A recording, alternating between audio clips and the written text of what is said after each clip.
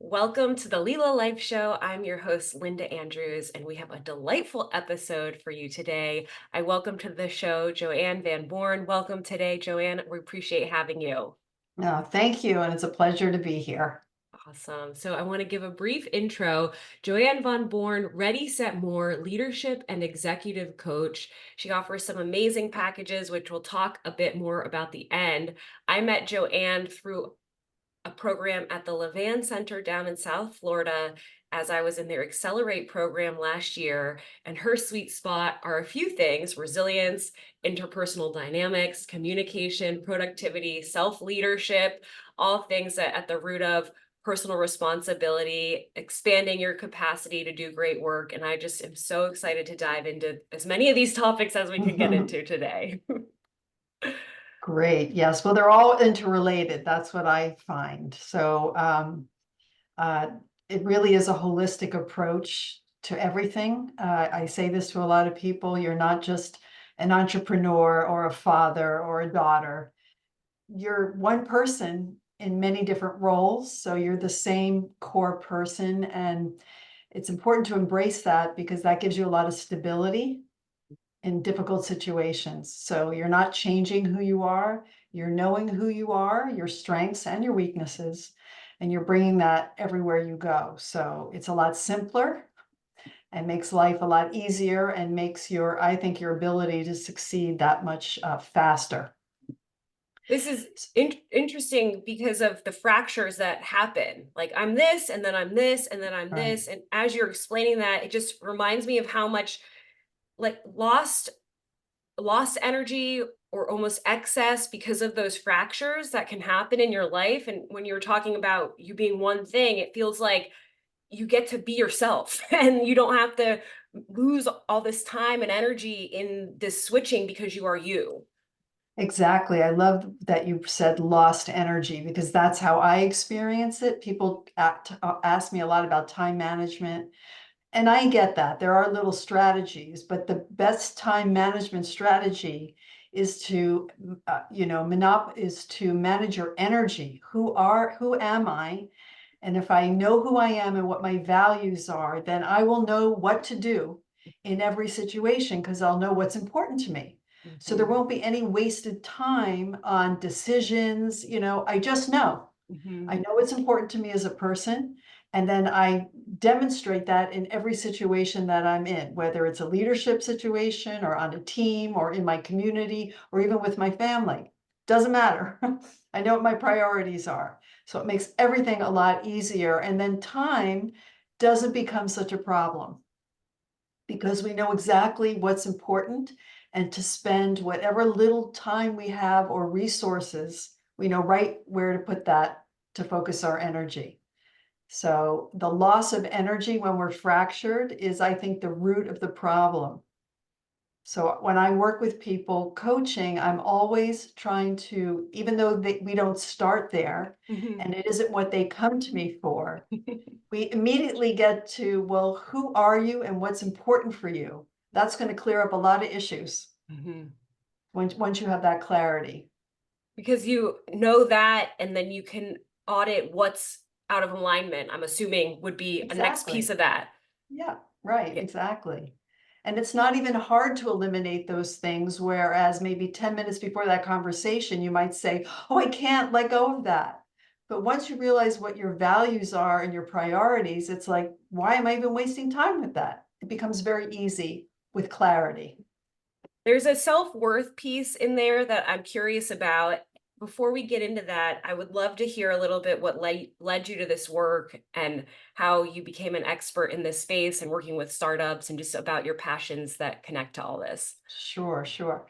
So, for almost 2 decades, I had various leadership and executive roles in publishing, advertising, and I had a short time as an entrepreneur in hospitality. So, way in the beginning, many moons ago when I graduated college, I had two careers. I was an actress. So I had became a professional actress, and I also had my own company. It was a party planning and catering company. So, but after some time, towards my 30s, when You know, I really wasn't an entrepreneur at that time. I really didn't have the chops for it. I went into the corporate world and I got involved in publishing and advertising, and we did that, as I mentioned, for 2 decades. But while I was working for this magazine publisher, I published a yachting magazine. I'm in South Florida, in Fort Lauderdale. And I always was interested in personal development. And at that time, this was about 12 years ago, mindfulness was sort of coming on the scene. And they had a magazine in their, oh, maybe they published 100 magazines, but in a different sector. They had a health and wellness sector. They published a magazine called Yoga Journal. So I went to them with an idea and I said, listen, what about mindfulness for the corporate world? I'm in the corporate world. I see everybody distracted. I see leaders that have no resilience. So they said, well, we're not really sure. So I made a whole pitch to them about it. And they said, well, you know, you're in the yachting business. I said, yeah, but this is my personal passion. What do you think? Well, eventually they took a chance and they said, okay, great. Let's try it just online, this magazine. It was called In Balance. So I started that magazine, but it was within 1 year, I got hired away by a mindfulness company that was selling mindfulness online to companies for their employees. And in the course of doing that, I realized I really want to coach people. You know, I've always been interested as a leader myself and being in those situations. I always realize it's not only the strategies, like you have to have, of course, all the strategies of a leader, what you need to do in the company, making decisions, so on and so forth, but it's the inner person that matters, right? So I can give you a whole bunch of strategies. You can look online and find a whole bunch of tools, but it's the inner person, the stability, the resilience, the definition of who I am and what my values are. That's what counts.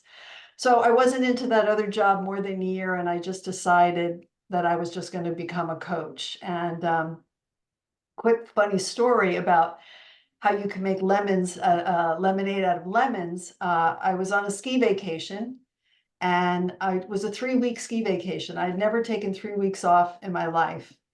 And the second day, I wasn't a very good skier. I broke my leg. So I'm with my husband, and we still have 3 weeks left to go. And he's like, well, I still want to ski. And I'm like, yeah, of course you ski. I'll just take my laptop and go to the little, where they have a little fireplace, wait for you at lunchtime. So he was coming every day, and I was sitting there a little upset that my whole vacation was going to be with a broken leg. But about the second day, I said, you know what? This is a great time to figure out what I'm doing with my life. And I just started doing some reading and researching, and it was in the back of my head that I really wanted to be my own boss in the sense of coaching, consulting. And it was about the third day, and he came down for lunch from skiing, and I said, I know what I want to do with my life. And he said, really? I said, I'm going to become a coach. I found the school. I already had signed up. It starts in 2 weeks. I have to leave early. He goes, but your leg's in a boot. I don't care. With the boot and the crutches, I'm going. And I got on a plane and I flew. Uh, Within a few days back home, I went to this coaching program that started that following week. It was a year-long program. I never looked back. That was 10 years ago. Wow. So I often say when things happen that aren't in your plan, like breaking my leg, obviously, I did have a pity party for about 2 days, but then I said, I got to do something with this. And I changed my whole life. And it was that fast. I just knew it was right. So It's wild, and that feels like an underpinning of resilience, right? Even in the yes. start of your career, because that could have gone so many different shades, and the Yeah. way you're able to transition that. I Yeah. love that story. I'm laughing because I sprained my ankle last year literally the day before leaving to Costa Rica for 2 weeks. Oh. And I was like, am I not going to go? And I still went, and I Yeah. could barely walk. It was a pretty bad high ankle sprain, Yeah. and it gave me time back. And I did, sounds like a similar exercise, and redid a ton of different material. It ended up being such a funny workation slash Yeah. injury Yeah. recovery. And it was probably the best thing for me, but you go through every spectrum of the rainbow, including what's going on. I don't want to do this. Yeah. Why Yes. me? Exactly. No, I've learned, and I try to help people that I coach, that no matter what the circumstances are, what life has brought you can make something good out of it. You Hmm. know, if you let go of what you wanted to happen, Hmm. just embrace what is. And this is great for problem solving, everything. Hmm. You know, forget the what ifs or what how you had it planned. What it Just should have deal with been. right. Just deal with what you have right now. And there's so much right there. But we miss it all the time because, you know, we have our plan. Hmm. Yeah, the So, cosmic joke. yeah. Not right now. Not right Yeah. now. Yeah. So the reason I brought up self-worth is you had mentioned earlier about like, 5 minutes or 10 minutes before that conversation around who are you and what matters to you, and then how you have that moment and you're able to eliminate the things that aren't, in that alignment. I Right. find that self-worth can be part of that equation somehow. And I'd love to hear your thoughts about this, where you can sometimes feel tied to all these obligations. Maybe they're validating you in certain ways, but it can feel superficial because it's not really in that deeper alignment like you were talking to. And how do you feel about self-worth fitting in that equation? Well, I think we all know intrinsically what's meaningful to us, but we Hmm. probably don't pay a lot of attention to it because of all these other obligations and distractions and, oh, what they're doing, and that looks great. But if you take some time, some contemplative time, just some quiet time, to think about what really matters to you, what really is in your value system, never mind what's in other people's value systems, because you can never be satisfied Hmm. unless you're living in alignment with what's important to you. Now, why certain things are important to you, that's in the realm for a psychologist. I'm not one, but I Hmm. don't think it matters. Hmm.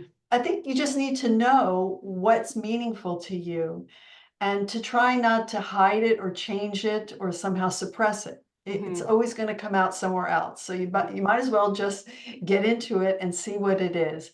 And I think the self-worth, the way I look at it, is I am valuing what's important to me. Hmm. That gives me self-worth, you know, that I value myself enough to tend to what's important to me. And that gives me an incredible amount of self-worth that is inside out, not outside in. Oh, because I did a good job there, or they think I'm terrific. You know, that's Hmm. fleeting, obviously. Hmm.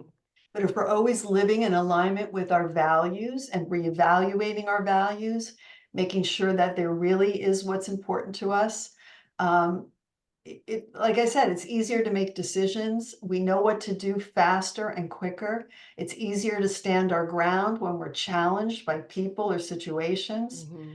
So that's how I see self-worth is an inside out operation, right? And Hmm. it's tied to your values and how closely you're living in alignment with those values, you know. Awesome. That the values alignment piece, I've been saying for a while, I feel like we're in this values crisis. Mm, And I also like to say I'm surprised things aren't worse, not to be pessimistic, but it yeah, just sometimes seems like there is such a lost value, just core values, and then disharmony, disarray from there, and that opportunity to reconnect with those within yourself and then see where in the outside world am I maybe not pretending, but maybe pretending, or it's just not that connection to you. It's been whether forced on you or time has unfolded in that way. And right. you mentioned the why you're like why you have those values is for a psychologist.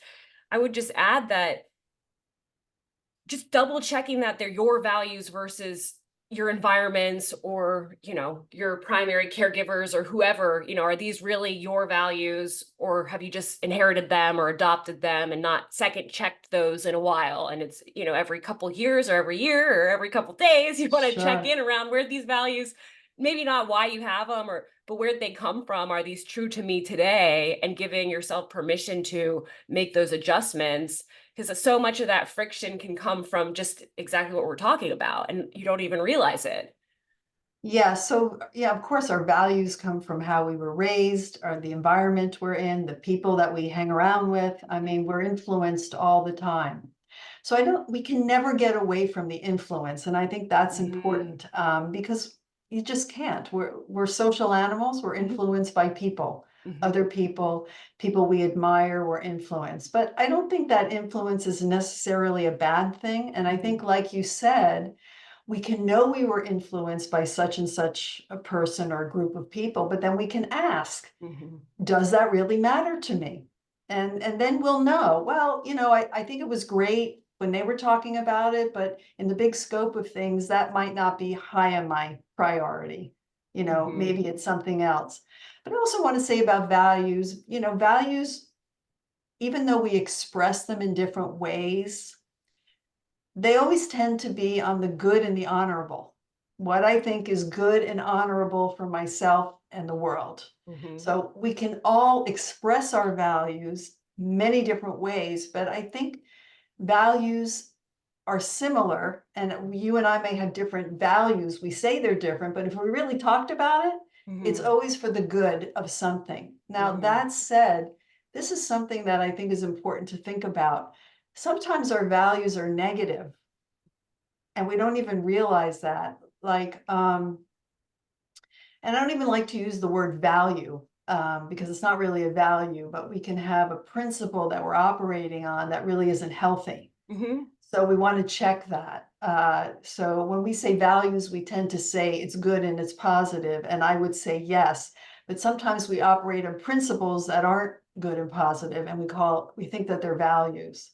So that's just interesting. another distinction, because sometimes we don't realize that we're doing that. But I think the bottom line, when we talk about everyone has lots of different kinds of values, Mhm, values usually are good and positive for us and others. mhm, So, but they could be expressed in a million different ways. mhm, You might like a cause that I don't feel anything about, but I have another cause that's important to me. mhm, But it's both in the service of bringing more good or mhm. positivity or helping in some way. Well, and what I think is interesting in the connection with values to business, including, many companies have values that underpin Yeah, them and using yeah, that check and alignment for the actual organization. This monetary exchange is for something of value, right. right? And like, if you're tight on your values and you're putting out something of value and the monetary exchange is there, and now, okay, you have a company that's doing business and making money, and you've met someone's need with value or solved their problem with Mhm. value, and that exchange can happen more easily. I think sometimes people are going uphill, missing that exchange of what is the value. And we can get into that conversation, but I just think it's such a subtle connection of values in business, exchange of value.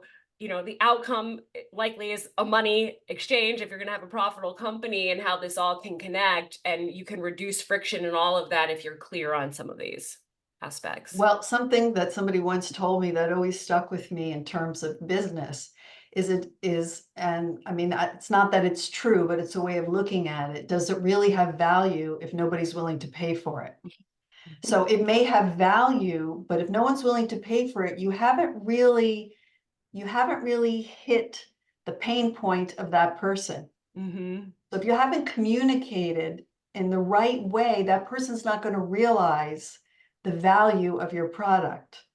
So it's not that you're not here to solve you have a great way to solve a problem, or you have something that's going to help people and that it's good. I'm not saying that you don't, but if they're not willing to pay for it yet, at Mhm. least in the amount that of customers that you want, then you just really haven't hit something. Mhm. So you don't give up, but realize that when you have hit that certain something, people will want to pay for it. Mhm.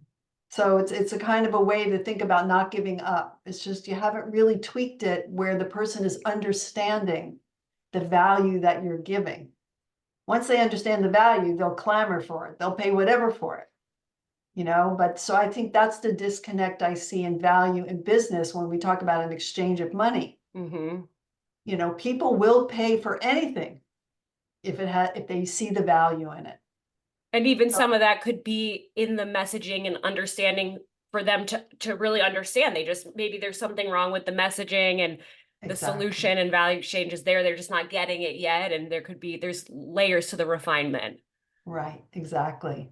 But again, when there is a perceived value, you're not gonna, it's not gonna not work. Right. So it's the value isn't being perceived. So whether that's communication or a function of whatever you've created that, That distinction though of perceived value is so critical because like you said, it could be valuable, but if they're not perceiving it as valuable yet, the sale will not be there. And how are you being perceived, both from a leadership lens and a guide to the company lens, but then also is specific to the product or service that's being offered. well, I was just thinking that when you said that, that as an entrepreneur or a founder, you constantly have to be sharing with your team Mm-hmm. they have to get that perceived value of what you're doing. When you're pitching to investors, you have to make sure that they are seeing the value of what you're doing. And of course, we just talked about your customers. So as an entrepreneur or a founder, you're always trying to tweak your message and everything that you're doing to make sure whoever's listening to you is seeing the value, is perceiving that value of what you're trying to do, the goals that you're putting in place.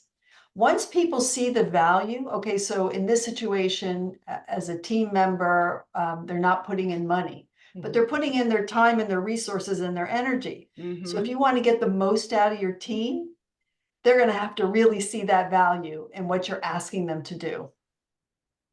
Just like an investor has to really see the value when you pitch to them of your idea. I like this conversation for many reasons, including when it's not landing, that just being the feedback loop and the more information to see where it needs to be tightened up and are you getting people on board or not? Where is it missing? And I think especially at the early stage, it can feel like everything's not working. Yeah. And it can feel like that for a long time. And it's like that resilience can be so not can be, it's critical. It feels like a fine line of resilience and delusion when things aren't working. Yeah. And how long do you need to let things not work before they work? I know you've seen a lot in the startup world, but I'm Yeah. just curious about the resilience, the the delusion, the things not working and the things working, and just some insights you can share there because it's likely that founders want to throw in the towel many times. Sure. Well, I think what we mentioned earlier before we got started was, okay, there's a lot of discomfort when things aren't working, Mhm. right? So we live in a society and we're drilled from when we're young to get rid of discomfort. Let's get into that comfortable space where things are feeling good. Mhm. So, but if we can discipline ourselves to say, okay, discomfort is good in a way Mhm. because it's going to help me stay put and commit to finding a solution. Mhm. So many times we make impulsive decisions because we just want to get out of the discomfort. It's not really the right decision Mhm. for the situation. So if you can learn to make friends with discomfort and kind of, if you were to talk to it, say, okay, you're trying to show me something. What are you trying to show me? Like, you don't need the answer today or tomorrow. How long should you stay in the discomfort? That's different for every situation, but I would give it a timeline. I always talk about this. If you have to make a decision or make a move, allow it to happen, but give a timeline. Mhm. So that's different, but you might say, I'm going to give this 5 days or 1 week or 1 month. I'm going to sit with this, whatever, and then when that month or that week or fifth day is up, boom, whatever decision at the best of your ability you can make it then. Don't change it, Mhm. but give yourself some time to let that discomfort change your perspective, let you see different things. Discomfort can be a real friend. I mean, it's the hidden door to opportunity, but so many of us don't want to sit in it long enough to be able to discover that opportunity. So the resilience and discomfort go hand in hand. A resilient person can handle discomfort. They Mhm. see it as just a stepping stone towards success. It's Mhm. not not the answer. It's not the description of who they are or where they are as a company. Mhm. It's just one part of the journey. So that's why resilience is so important for a startup, for a founder, an entrepreneur. You've got to be able to weather the downtimes because they will be there. But they're honing things, Mm-hmm. your decision making, your perspective, the way you deal with people. All of this is being honed. So you don't want to run away from that. You want to, in a way, I say, make friends with it. Thank it. Mm-hmm. It's a mindset shift for sure. But don't run from the discomfort. Well, I think Sheryl Sandberg from Facebook said, lean into the discomfort. And that's really what that's all about. It's when I think of resilience, I think of it being the ability to hold more Mhm. and to do more. And when you may not have as much, you may tap out sooner. And over time, this all builds and compounds. And especially early on, and many early stage founders, it's not their first company. Many, it's not their first time working, right? So you have Right. built some of these skills through other mediums over time, but specific to that venture where everything feels new, or like light Yeah. on the resilience, and then you're literally building it, building it, building it, and it gets better. But those early elements of building that can be so rocky, and it feels like you're just making a mistake after mistake. And I've experienced this where some of the mistakes can be so debilitating. I mean, Yeah. some of these mistakes, like where were you for me 5 years ago? They would knock me Mm. out for 6 months, even a Yeah. year. I just couldn't handle. It was like shame, embarrassment, some of these just absolute debilitating things that I look back now, it's comical to me. And Yeah. some of them were bigger, $15,000 spends that went Mhm. wrong. It felt the equivalent of lighting $15,000 with On fire, fire. right? And it just being literally gone. And I would love to have 15K of cash right now and Yeah. not burn Yeah. it. Yeah. But some of these are hard experiences and hard lessons that, you know, I don't think it would take me a year to get over that today. It would still definitely be an issue. But that feedback loop of going through the challenges and the resilience, that feels like the reps for me. Like you're getting the reps in, you're moving through that, it's building. And I've noticed with business, like the quicker you can move, the faster things can go. And Sure. that with decision making, we can make these decisions. I love how you're saying those timelines, but also just checking, am I like stalling? Because these Right. timelines are going to give Sure. me more information to move Yeah. quicker, and the resilience builds in that. Yeah. I think what you said about, you didn't use the word adaptable, but that's what came to mind to Mhm. me that, um, it's a perspective shift. So if I if I start an entrepreneurial journey and I realize pretty quickly that as things go sideways, I lose it. Mhm. Well, that's that. Okay, good. It's good to Mhm. know that Mhm. because that means that I have to change the way I look at things. Okay. I can't change what's happening or is going to happen in the future, but I have Mhm. to start saying these discomforts, these failures. We've all heard failures a growth opportunity. Okay, Mhm. you might say that, but do you really believe it? Do you really live it? Because if you really believed it, you would almost say to every failure, yeah, all right, what are we learning today? So most of us say that, but we don't really live it. So this is one of those values you might want to check in with. Mhm. Do I value comfort and safety? Not an issue. But is that a good value for me to have? Or should I start looking at discomfort and failures as maybe more conducive to my success and the life I want to live than comfort and safety? So here's where we can switch our values. And you can do that if you start to see, obviously, what's the payoff? Mhm. The payoff of the values of comfort and safety are such and such a life, no problem. Mhm. But if I want this other life, I'm going to have to start valuing discomfort and failure. And then once you know what the payoff is, it's a lot easier to switch your values and start saying, you know what, this comfort and safety thing, not really for me, Mhm. because it's going to lead to a life I don't want to live. So you need to start thinking about it. And these are the kinds of conversations I have with people a lot is, Mhm. you can switch your values. Your values aren't rock solid. Um, it just depends on not looking. But once you start looking and you see what the payoff of your values are, and if you don't like that payoff, it's easy to switch your values. You just got to see where your values are taking you. And if it's not a place you want to go, it's easy to drop them or take And on a new value. and get clear on, I would assume, where you want to go as a part of this, or start to look for those clues too. Most people aren't in that steady state, I want to be here forever, especially in Right. like the growth mindset world. Yeah. But if it's, I want X, Y, or Z, and the values are not lining up to that, that's where you're saying it's time to make those changes. Right. And I also think the kind of life that you want to live, when you're talking about being an entrepreneur or a founder, it's, if your vision is, oh, it's just going to be terrific, I'm going to bring this product and the whole world's going to be great and they're going to be so happy.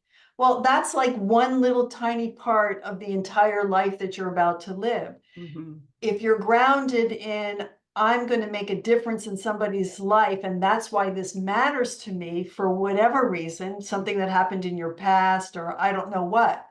But if you tie it to why this is so important to you, you can weather any storm. Mhm. But if it's just about a dream of some life that you want to live that isn't tied to anything meaningful, deeply Mhm. meaningful, you're not going to last. You So can do that all the resilience techniques you want. this feels like a great segue into distraction, and not only distraction, but whose model of the world or whose influence and whose idea of what things will look like. I think this glamorization of entrepreneurship through Yeah, social media does a pretty big disservice to what's actually going on, yeah. especially at the early stages. And it would be great to have a fruitful exit and fly on a private jet and have a Bentley and Yeah, 16 houses. And I don't know how many people are actually doing that, but I yeah, imagine there's a lot more that aren't than yeah. are. And I just love to hear your thoughts about dealing with distraction and dealing with those influences, especially when you're in build mode. Yeah. So look, there's always, even before social media, there's always been distraction in the world. So it's up to us, whether it's now with a lot of social media and influencers and everybody saying what they're doing, or 50 years ago, there was distraction for many different things. It's the principle's the same. Hmm. You have to stick to what's meaningful for you. Why does this matter that you want to start this company? Why? Hmm. Once you figure out the purpose in that, and whatever the purpose is, it could be just to make $1 million because you were poor when you were a kid and $1 million means everything to you. For some other person, money won't be the key. So again, don't look at why other people do things. Just get really honest with yourself. Why do I want to do this? And is that reason enough to carry me through the difficulties? Mm. Right? If it is meaningful enough to carry you through the difficulties, you don't even have to tell anybody what that reason is. It is going to be there for you. And so this is, I talk to people about this a lot all the time. You have to figure out why it's important to you. And you may not even want to tell anybody because they might say, well, that doesn't seem like I wouldn't care about that. Doesn't matter. You're an Hmm. individual person, you have your own history and background, whatever the reason is, when you tap into that reason why you've got to do this, that will take you through everything. So I think that's really important. And then you'll stop thinking about the jets and all that kind of stuff. I mean, Hmm. that's icing on the cake. That would be great. But when you tie into why this is meaningful for you, the everyday doing and the everyday struggle, Hmm. it's going to sound crazy, but it's going to be a joy because you are tapped in. This is like, this makes me happy, Yeah, that's like the right? flow. You get into the flow then. Exactly, That exactly. So, that why and that purpose, also permission for that to evolve. I think some people may have a why. Let me think of myself. My why 5 years ago versus my why now feels very different. And it's colored by a lot of challenges and yeah, experience and learning and growth. And it didn't make the first why bad, but giving yourself that wiggle room. And I like how you're tying in, like, this has got to carry you through the tough times, where some of our whys could be more surface and not have that depth to really help you weather those challenging times. And maybe the surface why takes you a while to flesh through until you can even tap into that deeper the deeper why. Yeah, and I think that's why self-awareness is an everyday thing. You know, I mean, I think we need to live self-aware. That needs to be a goal every day, to become more self-aware. And I think most people start most projects, or if you're an entrepreneur, anything you embark on, it's probably a surface why in the beginning. Hmm. There's a deeper why that's there, but you aren't self-aware enough to see it. And that's not an issue. If you have something inside of you is saying, I need to do this, and the why, the purpose at the beginning is just kind of superficial, doesn't matter. There's a deeper something that's pushing you to do it. And in time, if you practice self-awareness, it won't be too long before those layers will fall away and you'll start to see the real reason. And probably that doesn't come out until you are challenged, Mm. face some difficulty or hardship in your pursuit of whatever you want. And it's in that moment when you come up against the obstacle, you either quit or you dig deeper. Well, why am I even doing this? Mhm. Why am I even putting myself in this position? And if, you know, then you can find a deeper reason. It's like, oh, okay, that's why I'm doing it. And then, oh, you have all your energy back and you just can't wait to get over this obstacle. So I think the difficulties refine us, Mm. give us more opportunity for self-awareness to dig deeper, or we might find, you know what, I didn't really want this at all. Yeah, I this just isn't for wanted me. yeah, I wanted the fancy jet, but I Yeah. didn't want the hard work. I have to do all this other these other Yeah, things. I didn't see yeah, that as yeah. part of the vision. And that's all right. I Yeah. mean, you know, And there might be, that honesty early is more than all right. Like that will save a yeah, lot of wasted time and energy, and it may not be for you, and it's likely not the glamour. exactly. So I have a few little notes here. I want to hear your feedback on prosperity is personal. That Yes. really hit. And this to Yeah. me connects to those values of what is prosperity to you. You know, I think about prosperity and well-being and consciousness all the time, or most of the Yeah. time. And I love this answer. Prosperity is personal. Yes. How Well, can that shape this?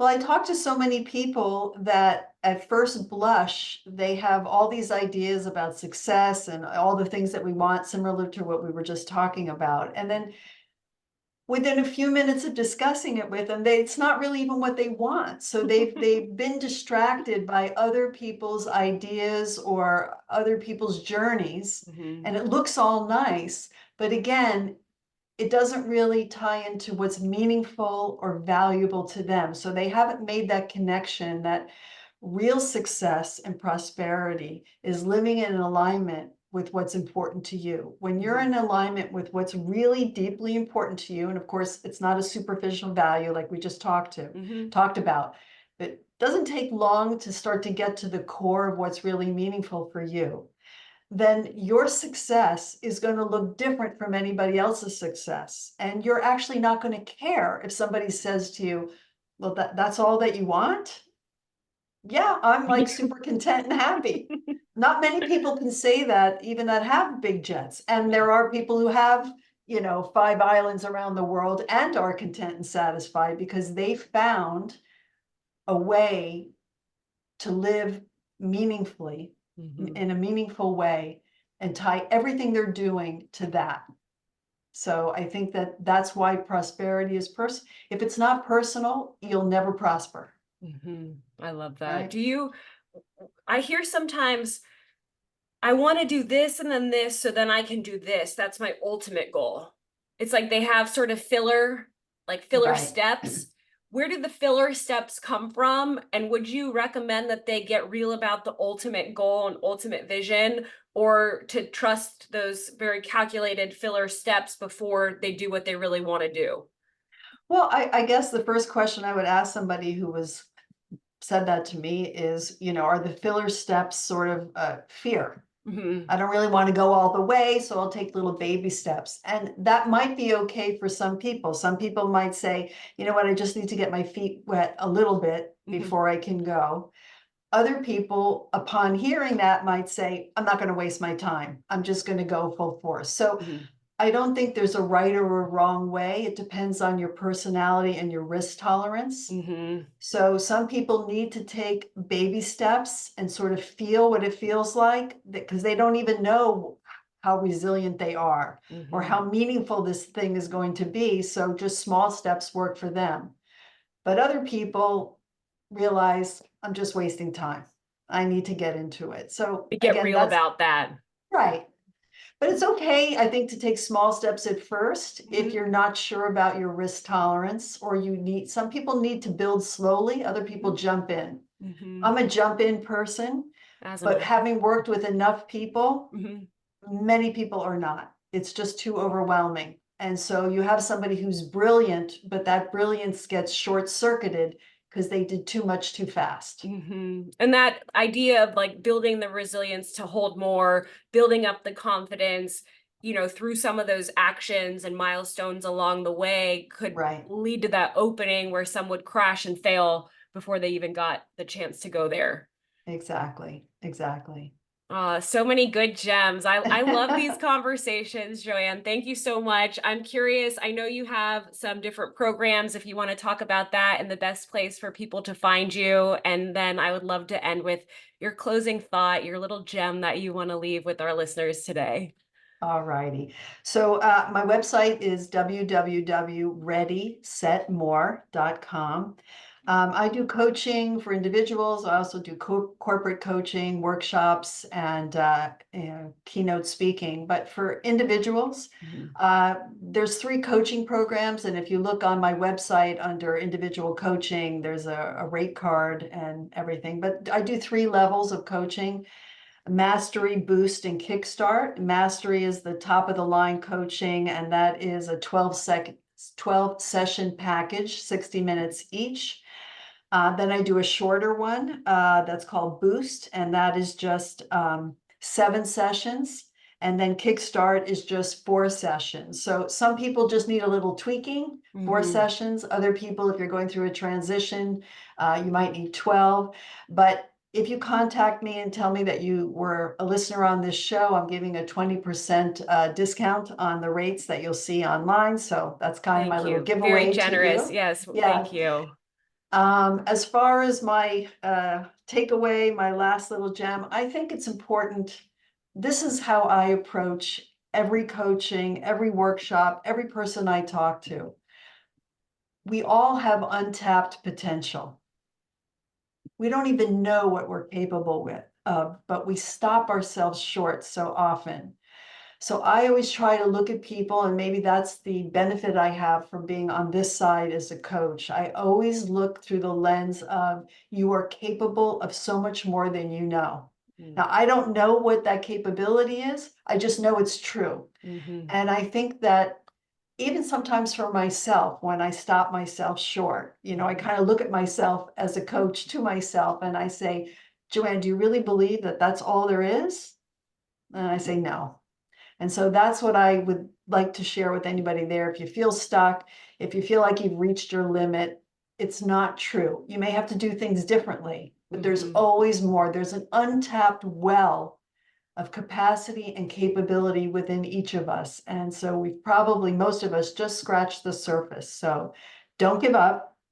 You might have to find an alternate way. I get it, but there's more. And I'm sure most people, when they think about it, they know, yeah, there's more. Yeah, there's So, much more. And ready, set, there's more. yeah, there's more. Thank you, Jo-Aynne. Thank you, everyone, for tuning in. And we will see you next time on the Lila Life Show. Remember to like, share, subscribe. And if you got some value, send it to someone else that you think could be blessed by this episode. And we'll see you next week. Okay, thank you. Thank you. Bye.